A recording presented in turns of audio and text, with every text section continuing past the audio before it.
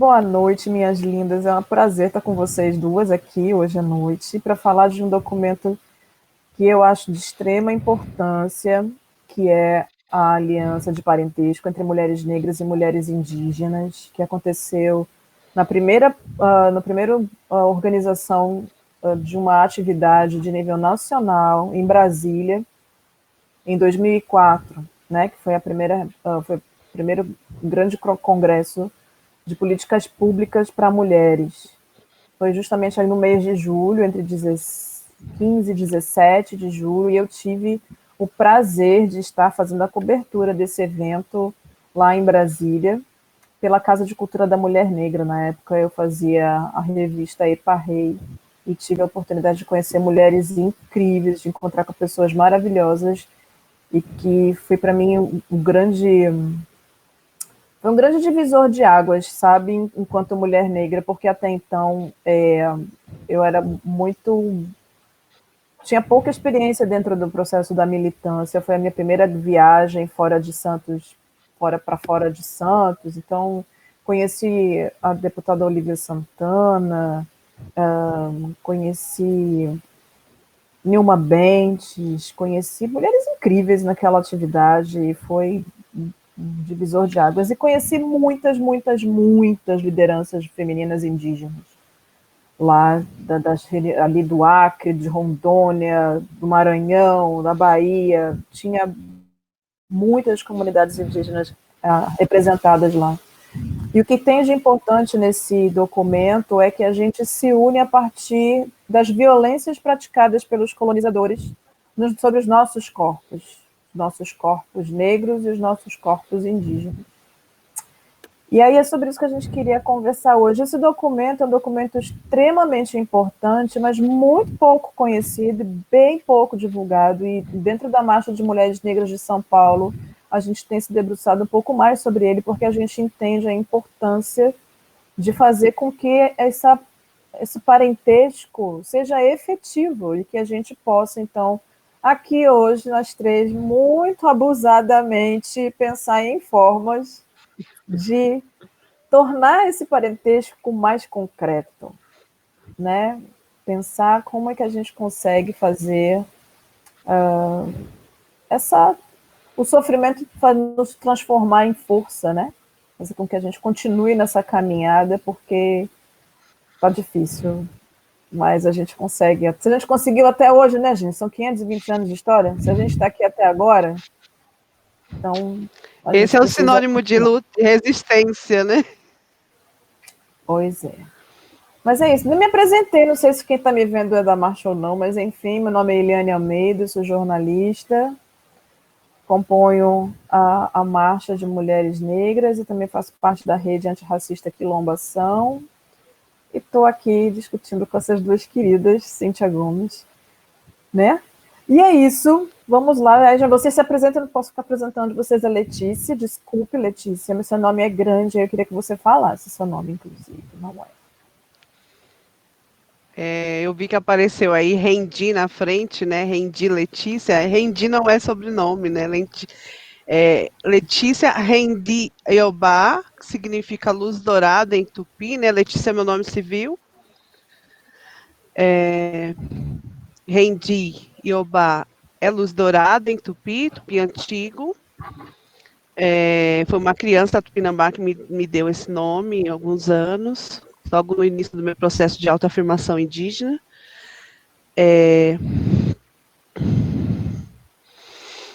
Eu sou da etnia Paiaiá e moro em São Paulo. Paiaiá hoje está localizado na região da Chapada Diamantina,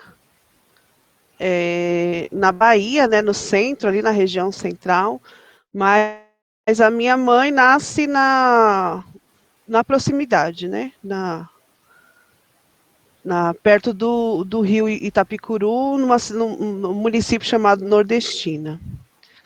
Só para dar uma localizada assim, e aí, se a Cíntia quiser se apresentar, fica à vontade.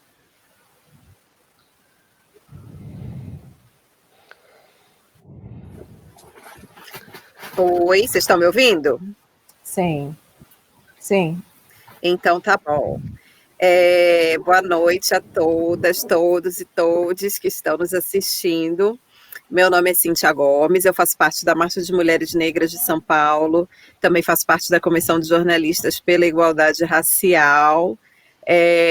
Conheço a Letícia aqui, né, na nossa militância juntas, né, já tentando materializar essa aliança de parentesco, né, em ações concretas, em parcerias efetivas, e acho que hoje a gente pode, inclusive, pensar em como fazer isso mais vezes e de forma constante, né, de forma cotidiana, né, nas nossas vidas, embora essas lutas sejam diferentes, né, eu acho que as opressões que as mulheres indígenas sofrem são umas, as mulheres negras são outras, mas eu acho que, obviamente, elas têm pontos em comum, elas têm pontos de contato, elas dialogam, elas conversam e, principalmente, a gente se apoia nas nossas ancestralidades, né, nas nossas resistências cotidianas. Então, isso a gente já tem em comum e, a partir daí, a gente segue, né.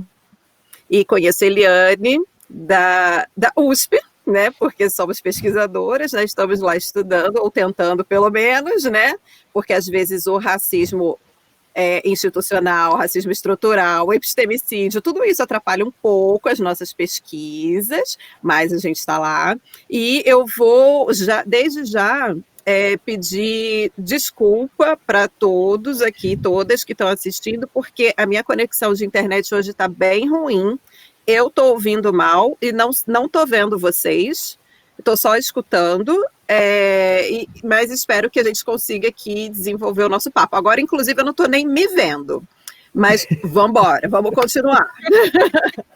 Mantenha a sua voz com a gente e está tudo certo. Sim, não, minha voz, a minha presença, a minha mente, meu coração, está tudo aqui nessa live, entendeu? Agora, só a questão mesmo da conexão é que ela está um pouco prejudicada, mas a gente segue em frente, né? E Letícia, muito obrigada por estar com a gente mais um ano, né? E vamos juntas, seguimos juntas. Então, Letícia, você consegue explicar para a gente um pouco esse processo de porque para nós negros a questão da autoidentificação ela é o que determina, inclusive, números em relação ao IBGE e a políticas públicas, né, nesse processo de fortalecimento do que é ser negro no Brasil. Mas é a primeira vez que eu vejo, e aí é de verdade a primeira vez que eu vejo alguém tomando para si a identidade indígena. E como é que isso se constrói em você?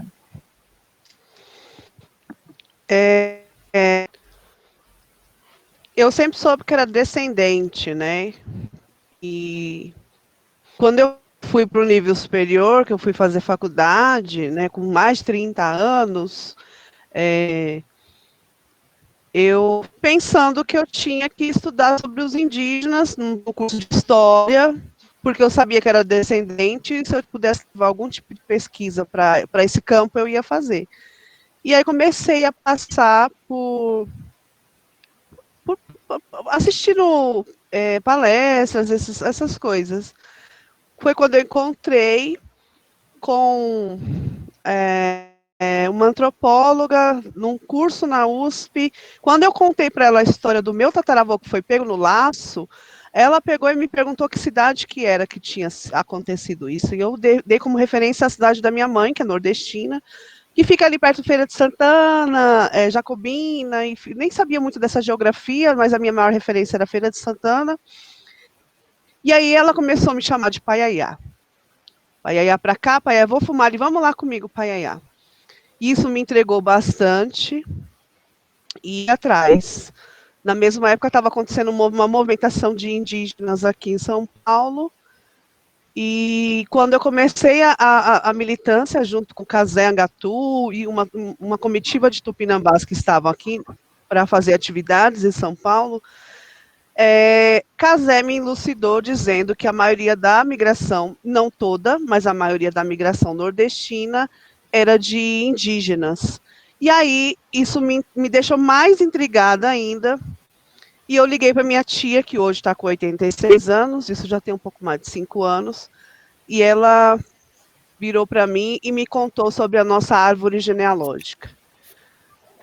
quando eu pensei que na relação de tataravô, a gente tem um imaginário muito muito grande, né? Acho que o distanciamento é uma coisa muito grande, mas quando coloquei todo mundo numa mesa redonda, tataravô, bisavô, avó, mãe, eu, meus filhos e meu neto, eu imaginei que não era uma distância tão grande, né? Por que a gente deixa de pertencer a uma identidade, sendo que... Como que a gente deixa de ser indígena, né?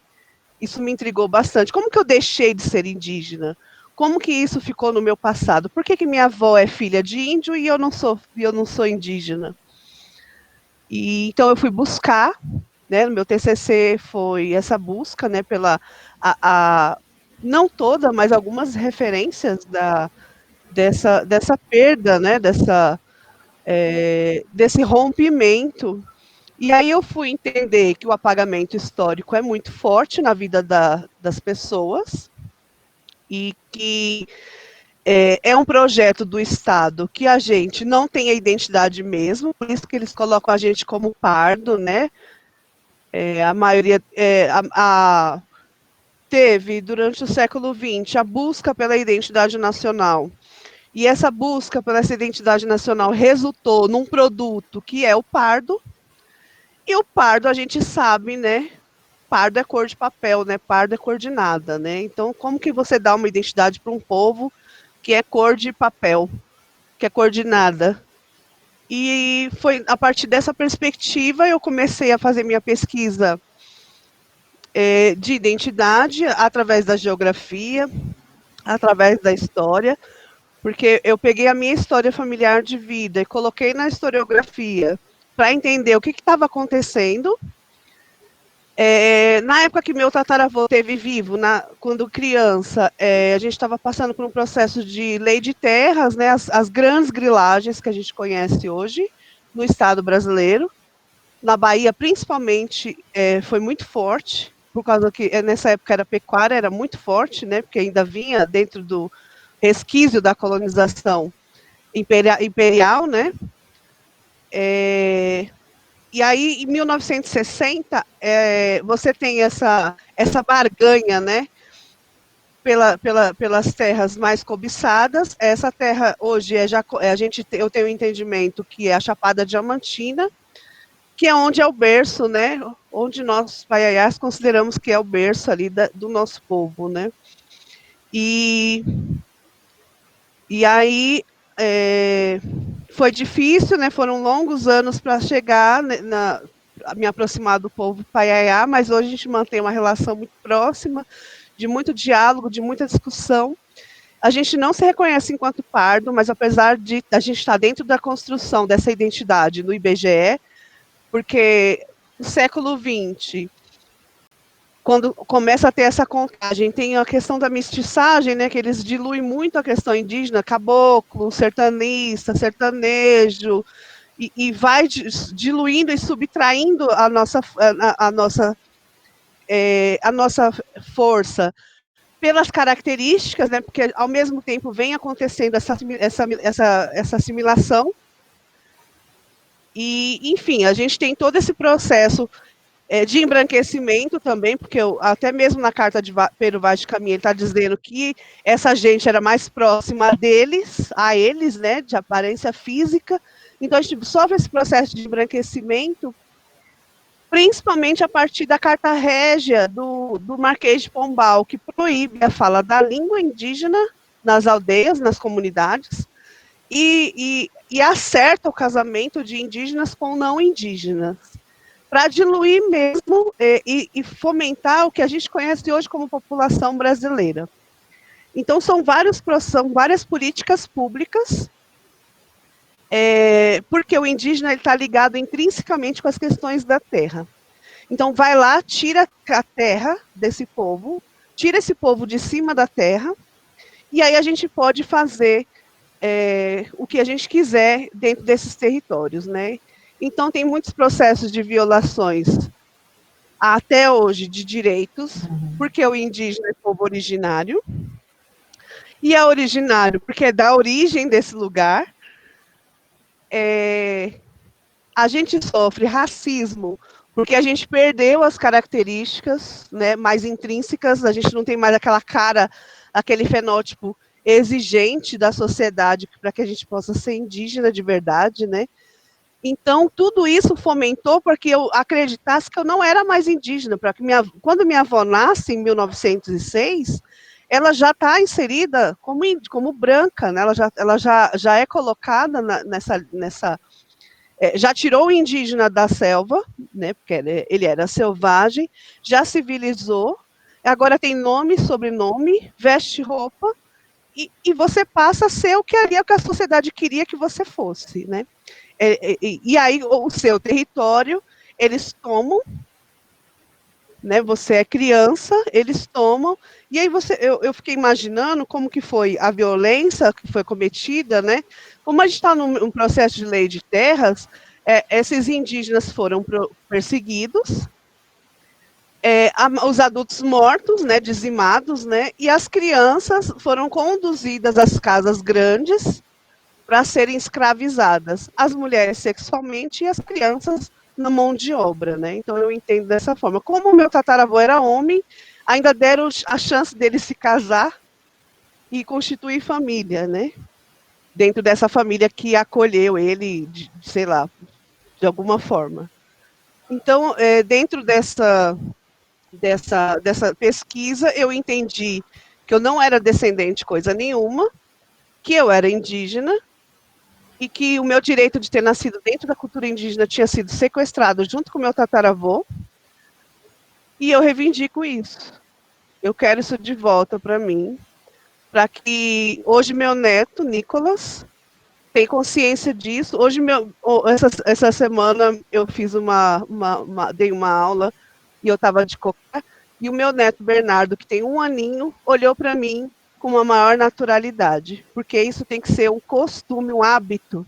Não é para ele estranhar e apertar a minha bochecha ou o meu corpo e perguntar se eu sou indígena de verdade.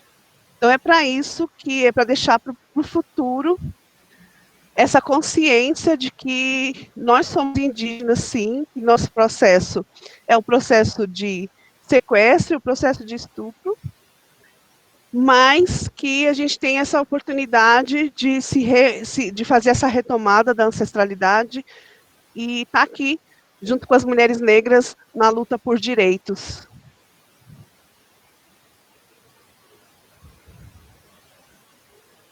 Quer perguntar alguma coisa, Cíntia?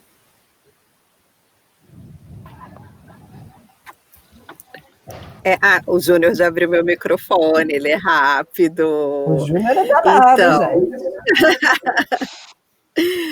Então, desde quando conheci Letícia, né, e ela trouxe essas reflexões, especialmente acerca do nosso direito de nascença, né, que nos foi tirado, né, quando os nossos ancestrais indígenas foram também retirados, né, das aldeias e foram catequizados, né? Antigamente existia um negócio que se chamava aldeamento jesuíta, né, que os indígenas, nas pessoas que eles não exterminavam, eles, os brancos, né, os colonizadores, quem eles não exterminavam, eles integravam, digamos assim, né, na sociedade colonial, nesses aldeamentos jesuítas, os jesuíticos, alguma coisa assim. E aí Letícia sempre trouxe essa discussão, e também me falou uma coisa, que agora ela ainda não falou sobre isso, mas que é um ponto polêmico, e que é um ponto que eu concordo super com ela, que é o seguinte: quando o movimento negro... Posso falar isso, Letícia? Sabe o que eu vou falar, né, do movimento negro?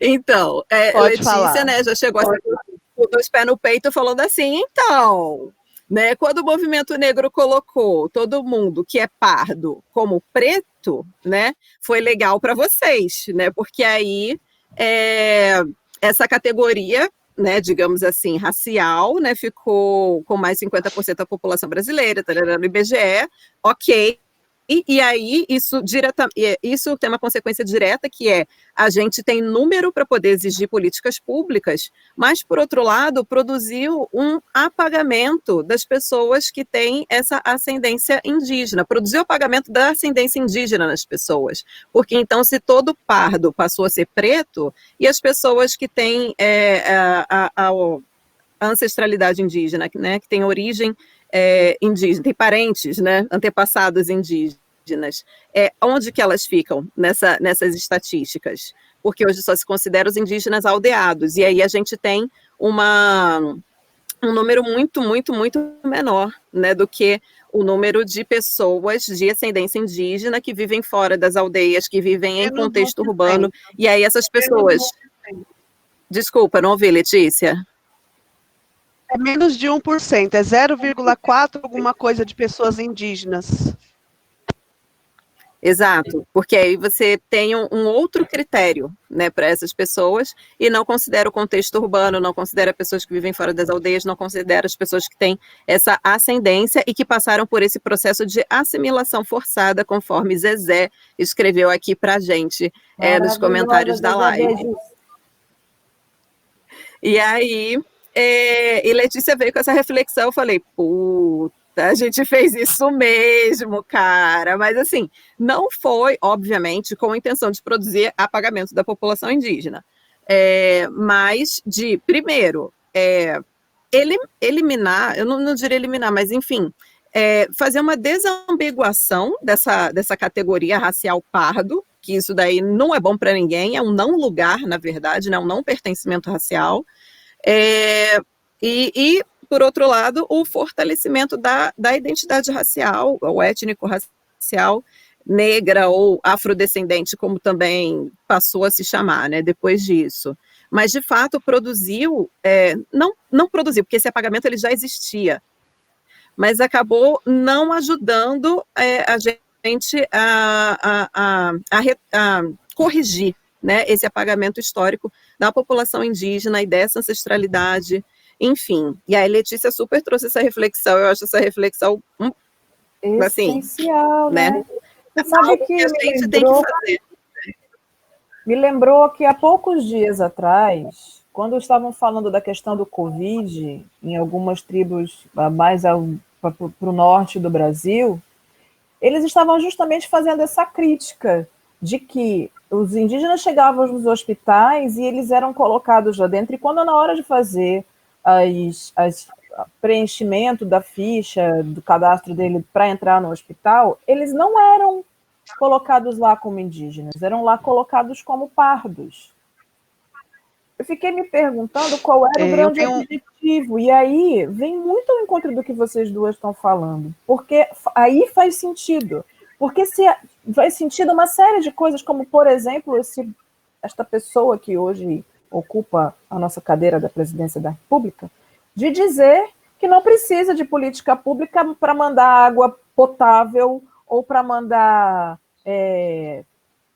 as coisas que são necessárias, né? O álcool em gel, os subsídios, isso, obrigada. Os subsídios para poder fazer toda a parte de asepsia das pessoas agora na campanha contra o coronavírus. Porque se não tem mesmo número, se os indígenas são colocados como pardos, então eles realmente somem da contagem. Eu tenho 3 exemplos, né? Primeiro foi quando eu fui fazer um exame de mamografia. Na ficha técnica do pedido, tinha todas as cores, menos indígena. Então, quando eu falei para o médico que eu era indígena, ele olhou para mim, olhou para a ficha, não tinha indígena na ficha, e ele marcou pardo. Bom, eu fiz o exame, porque eu tinha que fazer o exame, né? Eu estava com suspeita de nódulo nos meus seios, então eu fui fazer o exame como parda, né?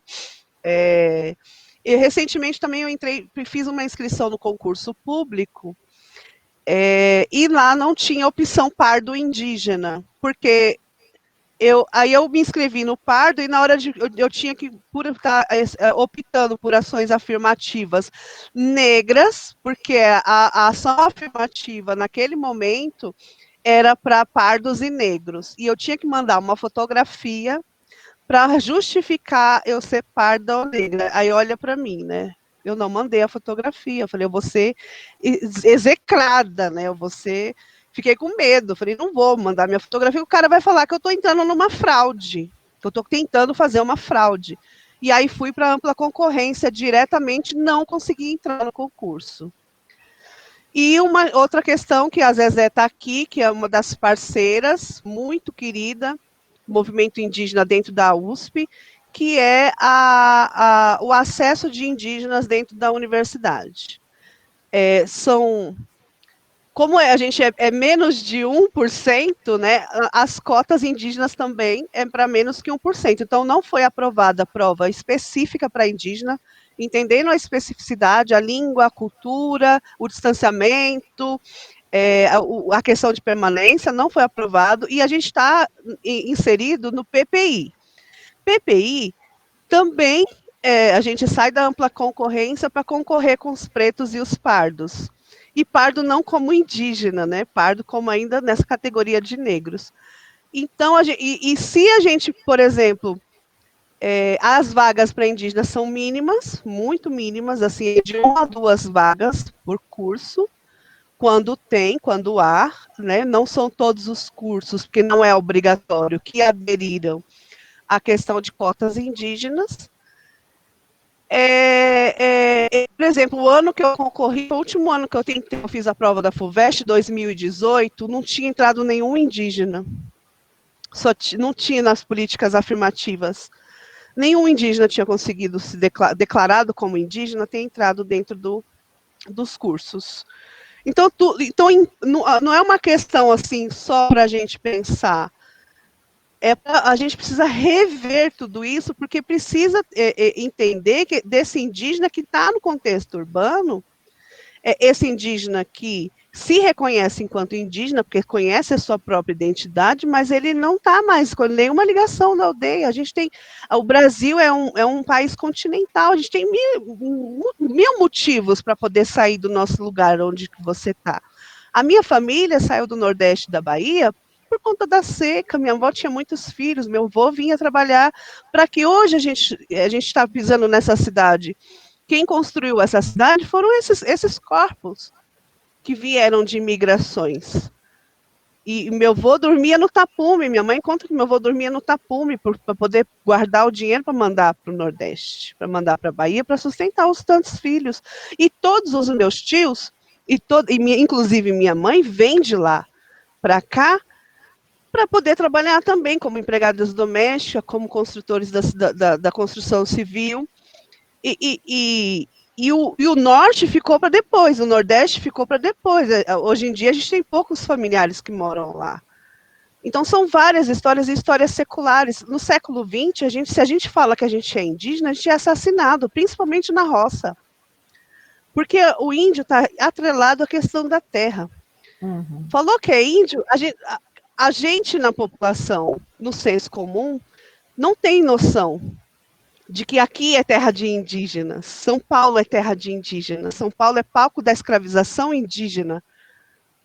Né? A gente tem ali o pátio do colégio, no centro, na região central, aquele território ali foi um colégio jesuítico, e ali também foi um aldeamento jesuíta, que escravizava indígenas no sertão e traziam para São Paulo. Né, através dos bandeirantes. Né? Os bandeirantes são os maiores criminosos que a gente exalta aqui na nossa região.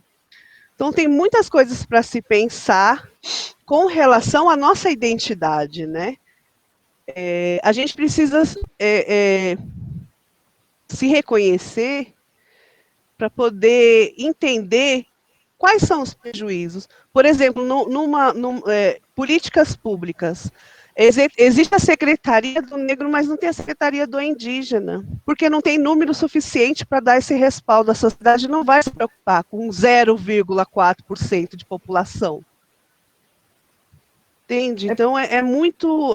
e é maçante também, porque não vem saúde, educação, transporte, trabalho, juventude, fica todo mundo desfalcado, porque a população mal está se preocupando com a população que tem, imagina com os menos, né, zero, menos alguma coisa.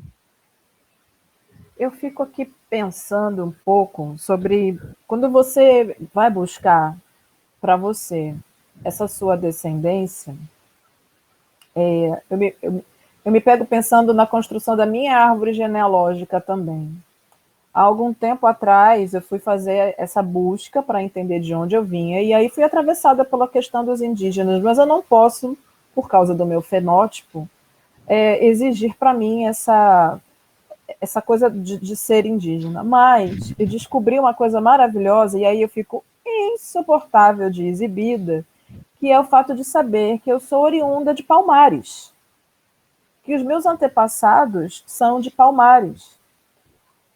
E aí eu fico muito fortalecida e orgulhosa do meu fenótipo negro. Mas, e dessa minha negritude, que é minha, sim, e que é ela que me faz sofrer, mas é ela que também me faz lutar.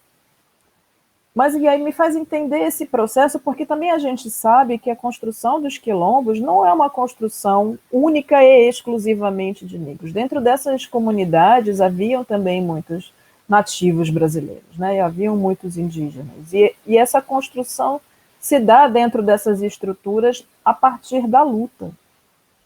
Eu acredito de verdade que se a gente precisa, por mais que seja complicado da gente entender esse processo dos fenótipos, a gente entende que existe um plano de extermínio. Com os indígenas que já são em quantidade muito menor, como você está falando, Letícia, e mesmo assim nós os negros somos mais de 54% da população e eles estão nos matando. Né? Eles só não podem negar a nossa existência, mas eles nos negam políticas públicas, eles nos negam uma série de direitos, porque nós não somos daqui, fomos trazidos para cá para sermos escravizados e construímos isso, e todos os direitos nos foram negados também. Então, por mais dolorido que seja tudo isso, é justamente dessa coisa que a gente precisa se unir de verdade para fazer com que essa irmandade construa um laço forte o suficiente e que agora a gente consiga gritar que essa irmandade já existe, que essa aliança de parentesco já está constituída desde 2004. E eu fico muito triste de saber que por tanto tempo esse documento ficou esquecido em algum lugar do passado. Mas justamente ficou esquecido porque a potencialidade dele é tamanha.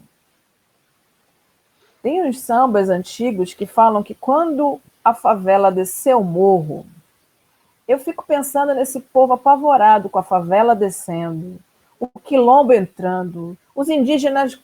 E é isso. A gente precisa se apoderar de verdade dessa aliança para fortalecer as propostas que a gente tem. E aí vou aqui, hoje de tarde a gente estava aqui confabulando, eu e Cíntia, você abusado o suficiente já para dizer uma coisa que ela me disse à tarde, que é justamente como que a gente pode fortalecer esse laço e tirar dessa neblina, né, os números e as ações, e como é que a gente consegue efetivamente fortalecer esse parentesco. Bom, a gente já está aqui desde 2017, né? Quando fomos convidadas para participar de uma reunião para a marcha, mas já estava muito em cima na primeira vez, em 2017.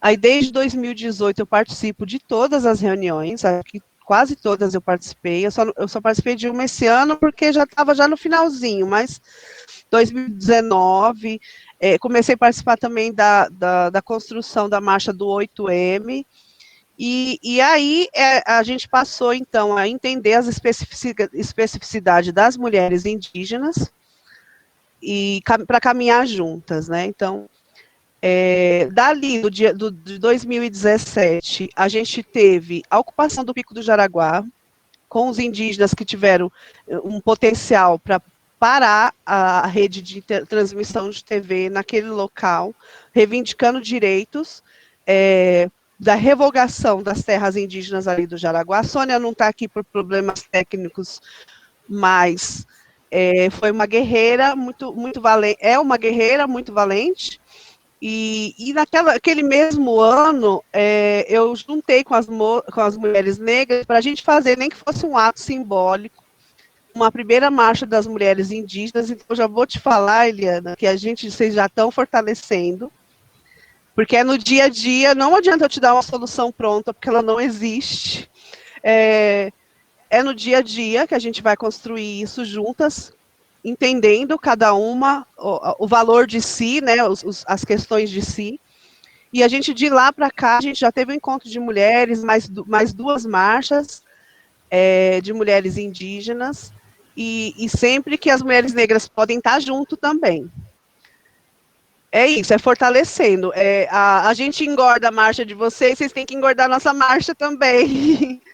com a presença, não só com a presença de corpo, mas carregando dentro de si as questões indígenas.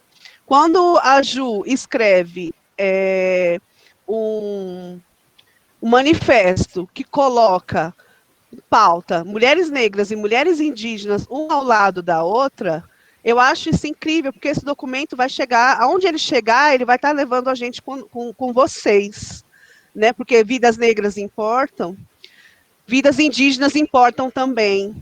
E por mais que todos nós passamos por esse compromisso, por esse genocídio, eu moro aqui na periferia, no Jardim Jaqueline, e aqui a população é negra e indígena.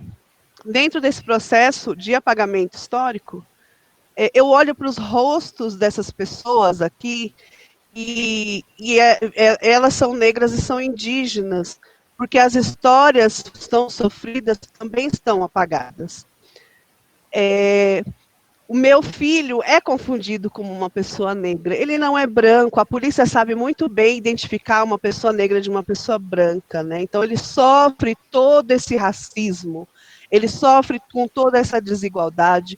Ele sofre com todo... Então, assim, não é um sofrimento particular e diferenciado, um sofrimento a mais, um para menos.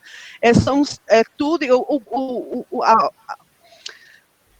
O texto do parentesco está dizendo isso: mulheres indígenas e mulheres negras passaram por estupro, passaram por sequestro, passaram por escravidão, passaram por tudo isso, mesmo que não seja uma dando a mão para a outra, a sociedade vai olhar a gente de olho, de rabo de olho, do mesmo jeito. Claro, a gente sabe, alguns potencializados, outros menos. Mas o indígena, ele sofre o racismo porque a gente vem com os estigmas de preguiçosos, vagabundos, bêbados, e ladrão de terra é a mais recente qualificação. Então não tem peso e não tem medida, irmã. Não tem peso e não tem medida, porque o nosso olhar aqui é da cidade. O nosso olhar é um lugar que está cheio de prédios, que o contato com a terra, com o solo, é mais distante. A gente não consegue colocar o pé no chão, no solo. Não estou falando do chão de concreto. O nosso olhar é concretado e é verticalizado.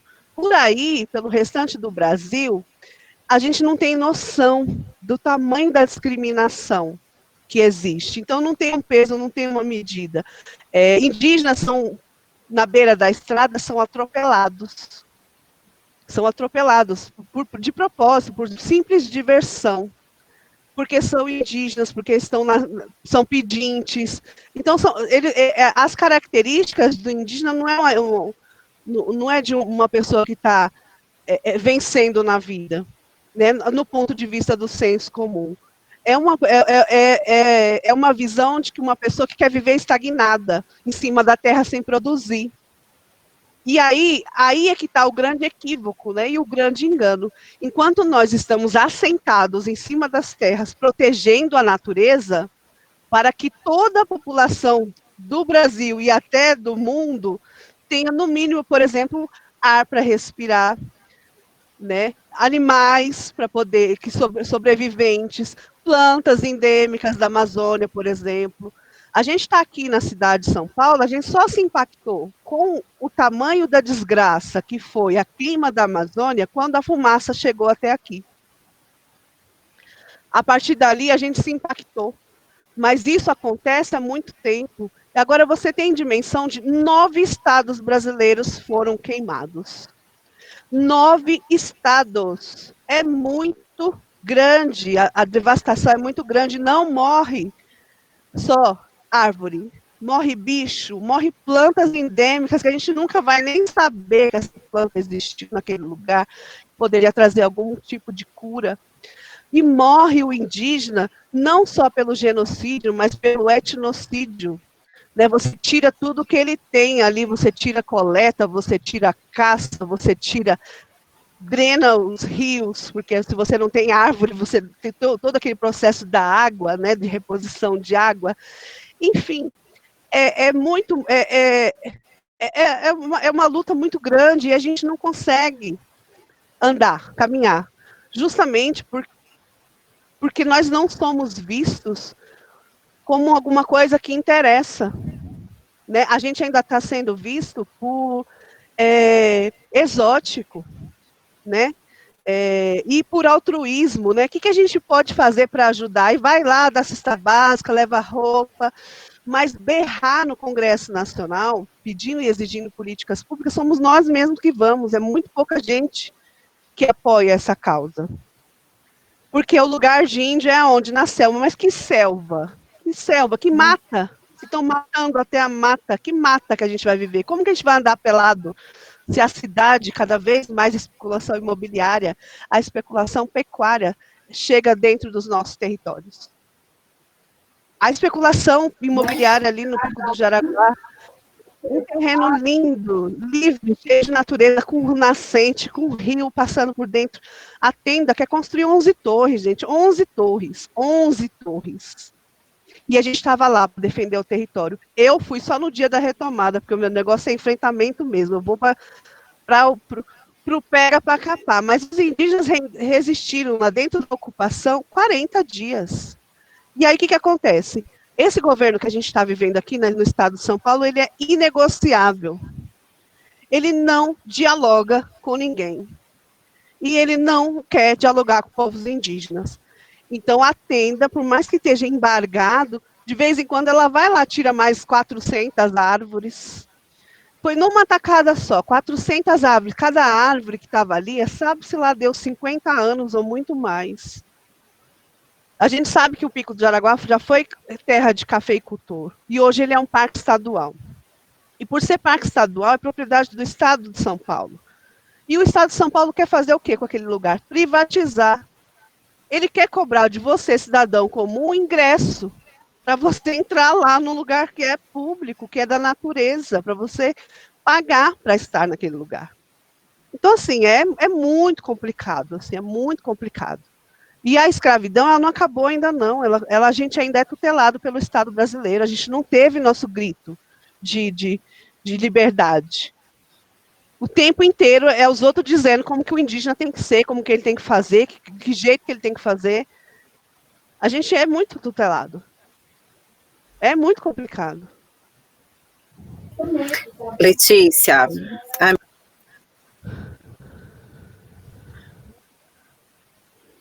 Fala, Amanda. interromper um pouquinho, minha irmã, para dizer o seguinte: a Sônia Barbosa, Aramirim, da aldeia Guarani do Jaraguá, que não conseguiu, não pôde estar aqui hoje com a gente por problemas tecnológicos, mandou um vídeo.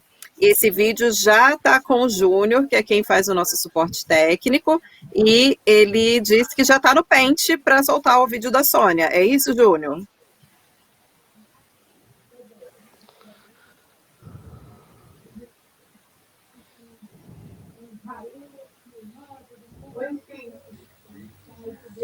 Oi, Cíntia. Então, eu tentei entrar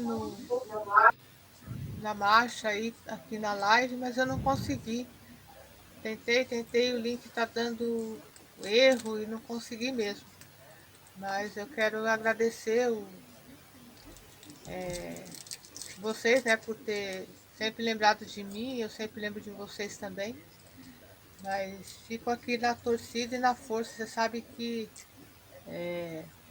eu torço bastante por vocês e a marcha é muito linda, mesmo online eu sei que vai ser meio bonito, mas Estou triste por um lado, mas feliz por vocês terem conseguido aí, as mulheres que conseguiram entrar. Tá bom? Um beijo grande para vocês e o ano que vem as coisas vão ser bem melhor, tá? Beijo. Ou seja, somos 4, né? Sim, não só 4, somos muitas. Muitas. Somos muitas, juntas. É muita força, na verdade. Muita força. Bom, minhas lindas, Cíntia, tem mais alguma pergunta?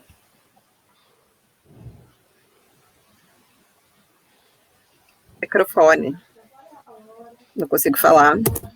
Agora dá. Agora Eu sim. te ouço. Gente, esse negócio da tecnologia tá um babado mesmo. Eu tô achando que esse negócio tecnológico aí tem uns probleminhas de racismo, porque ele tá querendo silenciar as mulheres negras e indígenas. Mas a gente vai falar aqui nessa internet.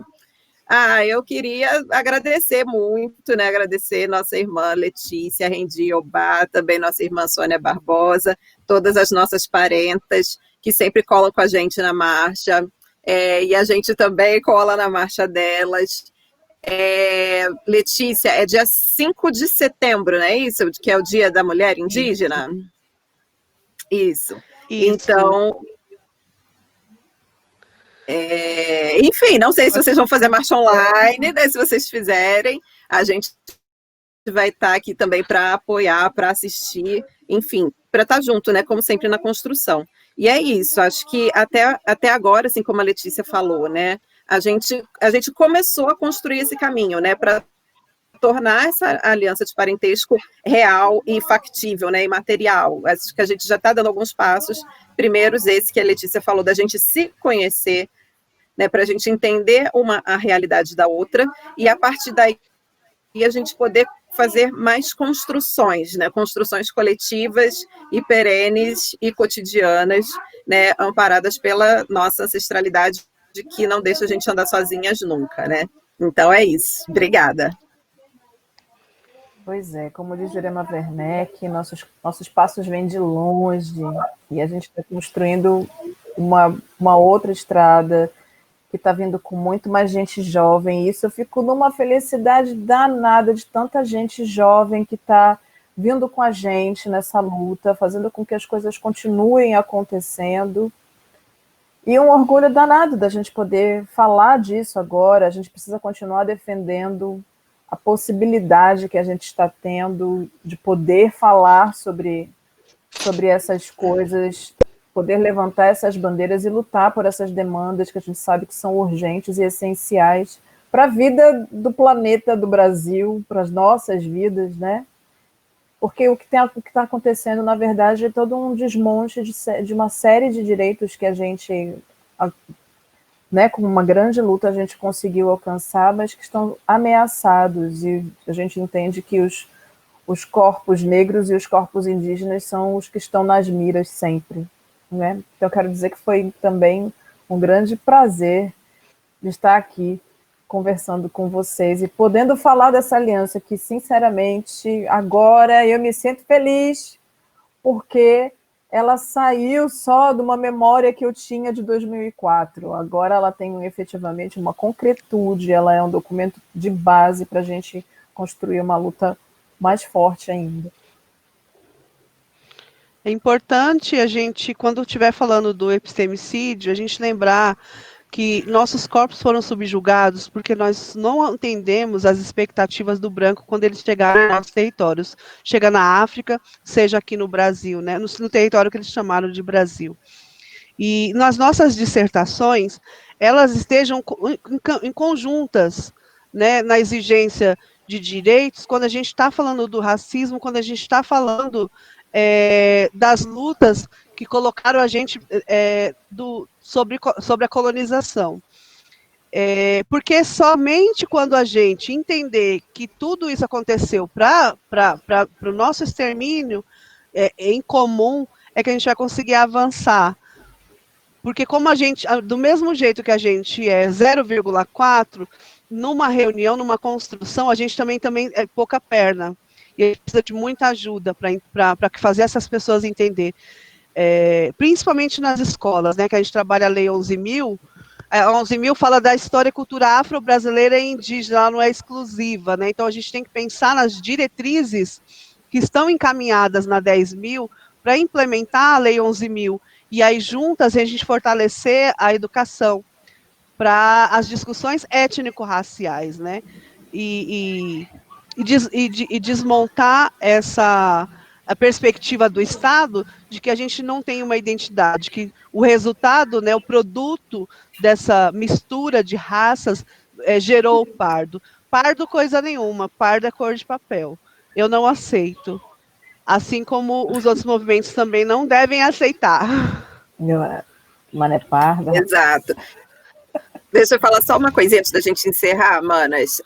Falar que teve pessoas no chat, né, também falando, comentando, enfim, trouxeram a questão sobre as pessoas afro-indígenas. Não deu tempo da gente falar sobre isso hoje, mas depois a gente faz outra live, porque a gente vai continuar em marcha. A gente está em marcha não todos os dias, nunca, né, na verdade. Não só no dia 25 de julho, no dia 5 de setembro. Então, depois a gente volta falando sobre esse tema, que é um tema que tem opiniões divergentes, né, ainda sobre isso, sobre essa identidade, né, e outra coisa é lembrar que no dia 25 de julho, às 8 da noite, a gente vai ter uma live sobre genocídio, feminicídio, encarceramento e outras formas de nos matar, e nessa live, entre outras maravilhosas que estarão, também vai estar a Shirley Pancará, que é mais uma parente indígena, mais uma irmã indígena que vai contribuir, né, trazer suas contribuições e suas reflexões para a nossa programação aqui da Marcha de Mulheres Negras, que vai ser online esse ano, tá bom? Agora acabei mesmo, obrigada. Olha, só para avisar, inclusive, que a nossa marcha no dia 25 começa às 2 da tarde e termina às 10 da noite. Então, bora marchar online, preparar os computadores, os celulares. Tem a marchinha, que é um espaço para as crianças. Então, assim, vai ser incrível. A gente vai ver ainda como que vai ficar a questão do dia 5 de setembro, porque cada uma está num lugar e às vezes a aldeia não tem tanta comunicação, né? Vocês viram hoje a dificuldade, que é de uma parenta também estar ligada nos movimentos, né? Está conectada, como a gente está conectado aqui nos centros urbanos. Mas a gente vai pensar como que vai ser o 5 de setembro. E é só para falar que o dia 5 de setembro é o dia da morte da Bartolina Cisa, que é uma indígena aimara, que foi esquartejada na época do Tupac Amaru. Então, mais uma vítima do genocídio, do feminicídio, e escolher essa data do dia 5 de setembro para referenciar as mulheres indígenas é internacional, não é nacional, é internacional. Onde houver mulher indígena, nós estaremos aqui gritando por elas. É isso, meus amores. Eu acho que a gente foi muito pontual hoje. Acabou? Pontualíssimas. Super pontuais, gente. Ainda tem 2 minutos ainda. Olha, a gente já se despediu, amiga. Eu tenho que liberar o computador. Estou passando por dificuldades técnicas aqui também. Não tô no Jaraguá, mas também tem dificuldades técnicas aqui. E o computador está sendo compartilhado. Aí tem uma próxima live agora, tem que rodar o computador. Ai, gente. Mas então é isso, gente. Foi uma delícia conversar com vocês. Muito, muito, muito obrigada por essa oportunidade. Vocês são muito divertidas e muito acolhedoras também, né? Então, gratidão aí, que a gente possa estar rompendo todas essas estruturas juntas. Axé. Axé. Axé. Auere. Então, Auere, gratidão. Auere. Obrigada, mana. Auere. Beijos. Beijo.